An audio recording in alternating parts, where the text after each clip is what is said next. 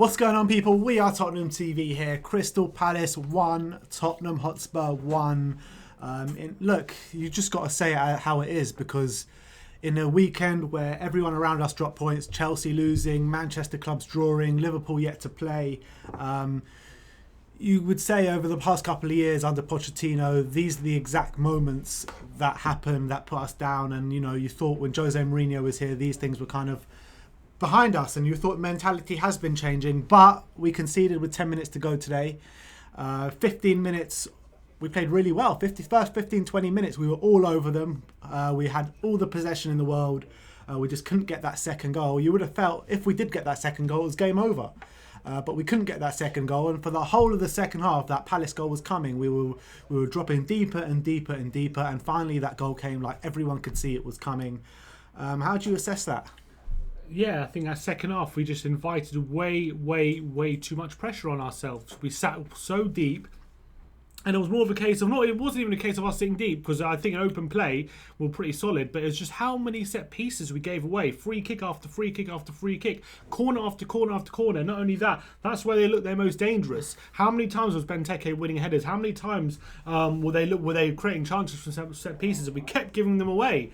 And that is what cost us in the end. It was only a matter of time before they got on the end of one of them and it goes in. Yeah. And that's what happened with 10 minutes to go. And if that forced us into going more attacking again, and we nearly scored again. But why don't we show a bit more adventure when we're winding up in that second half?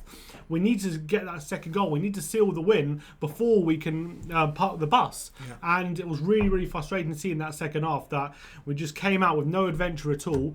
And we got what we deserved at the end of the day. We got what we deserved. Yeah. And that goal was coming. Everyone could see it. And the frustrating thing is, when we did attack, we looked creative and we had creative chances. Guaita was probably man of the match for them today. But we just decided not to for such long periods of time, invited so much pressure onto ourselves, that it was no surprise that when the goal came, it wasn't a shock to anyone. We said it before, this goal's coming if we keep giving away free kicks. And that's what happens when they got tricky players like Zaha and Eze and whatnot. And Schlupp, who loves a goal against us. And Schlupp. And look, we went 1-0 up for when Harry Kane scored, and we deservedly went 1-0 up, and we were playing really well. But we let it go. We just let the game drift. We let Palace, we gave Palace the initiative, and we never got it back. And that was it. And it's so frustrating. And one of those games, as you say, where we needed to win to make a gap between us and teams below us, and we failed. We absolutely failed to do that. Yeah. Talk about Harry Kane's goal. It was a nice finish, but it was a bad mistake by the goalkeeper. But boy, did he make up for it right at the end with that Eric Dyer. Unbelievable. Eric Dyer with an absolute pinpoint free kick at the top corner, and he was at full stretch with an amazing save to keep that out. It really was. Tipped onto the bar. Yeah, unbelievable amazing save. Unbelievable save. And he does. I think Guaita had a fantastic game, and he made up for that mistake in that first half with a series of, not only that one, he made a few really good saves. Kane as well had a header from just outside the 6-yard box late in the game. He keeps that one out. And that's also really frustrating again, because we attacked for the last 10 minutes and we created some chances and we looked like scoring, but we didn't. We just ran out of time. Yeah. That was the problem. Probably if that game goes on for another 5-10 minutes, we score. Probably. But that's the thing.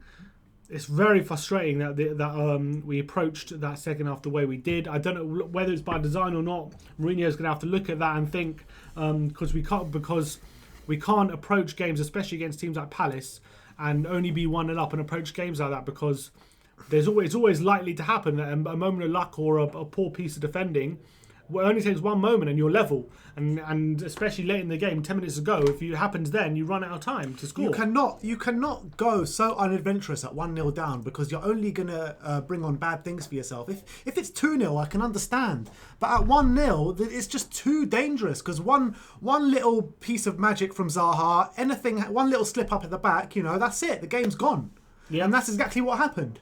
And it's hard to take, because especially when they need a goal, there should be space there for you to attack. You know what I mean? So that's when you should be attacking, when they're 1-0 up and they're committing men forward because they need the goal. That's when you should be trying to exploit the space, but we just didn't. I would say a few players up front, Bergwijn and Son, I don't think they did enough going forward today. They did great work for the team, both of them, tracking back, defending for the side, but going forward, I don't think they impacted the game enough. Pierre-Emile Højbjerg, I thought he was absolutely phenomenal again. Moussa Sissoko, I thought he had a great game. the thing is about Moussa Sissoko, why he was so impressive as well, because he got that early yellow card and it didn't really impact him. I thought he played really, really well after that. And what I want to say about Tongi and Ndombele, I felt he probably should have gone off a bit earlier than he did. I thought he was kind of drifting out the game from that start of that second half. Yeah, I agree with that. And no, I think at the end of the day, I don't think anyone played particularly bad individually. I think it was just more of a team thing why we dropped so deep. And I don't know if it must have been instruction from Mourinho, but it's just very, very, very frustrating when we needed to win today because of the drop points, and we just completely bottled it. I've got to say it. We bottled that result because we had to get the win today. And especially going to Anfield on Wednesday, and Mourinho will probably be tearing his hair out that we let this game drift away from us. Look, we drew away at Palace. I'm sorry, but I think Mourinho has only got himself to blame for the result today. Yeah. And that's the honest truth of the matter is I'm not digging out Mourinho at all. I'm absolutely a massive fan of Jose and I'm loving what he's doing at Tottenham. But today, he's got to take a long look at himself because we were playing really well. We looked like we could have scored 2 or 3 goals today. And then after 20-25 minutes, we reverted back to the no possession football, letting Palace have all the ball. And we got exactly what we asked for today. That's the fact of the matter.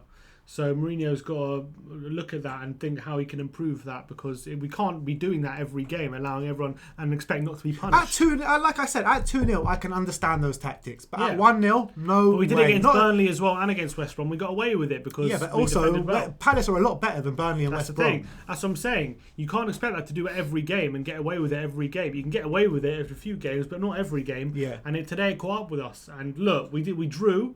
And it's not a fatal result at the end of the season. You know, we're still in there. Just a bit of a kick in the teeth. It's just a really frustrating result considering everyone else's, and we knew we could create a bit of a gap if we won today. So it's just annoying we couldn't get over the line. But look, we move on to Anfield. I'm sure the players will still be confident of getting a result there. But it's annoying that we now need a win there to go top instead of just holding out for a draw and keeping it. So we'll see if that changes the approach. But look, it is what it is. We've got to take it and we move on. All right, so there you have it. Tottenham have gone to Selhurst Park and Palace have nicked a draw right at the end. In the 81st minute, Jeffrey Schlupp equalising after Harry Kane. Exactly same as last season. Kane gave us an early lead and Schlupp equalised. Yeah, exactly. After Harry Kane gave us the early lead. You got to give credit to the way Palace played, but also you got to take a long, hard look at the way we're playing and why we dropped so deep so early on in the game after only taking a 1-goal advantage. So look, we got to take a long, hard look at it. It's definitely not fatal, like my brother said. We go to Anfield still in a confident move, still in a positive move. We go to Anfield looking for the 3 points, in my opinion. We got to go top of the league at Anfield. If we do somehow go top of the league at Anfield, what confidence that's going to give us? Yeah, of course. This result gets forgotten if they do that, but that's a big ask. Yeah, it is a big ask. But look, join us again on Wednesday night for a massive, massive game away at Liverpool. Winner goes top of the league. Like, subscribe, and comment. And as always, come on you Spurs.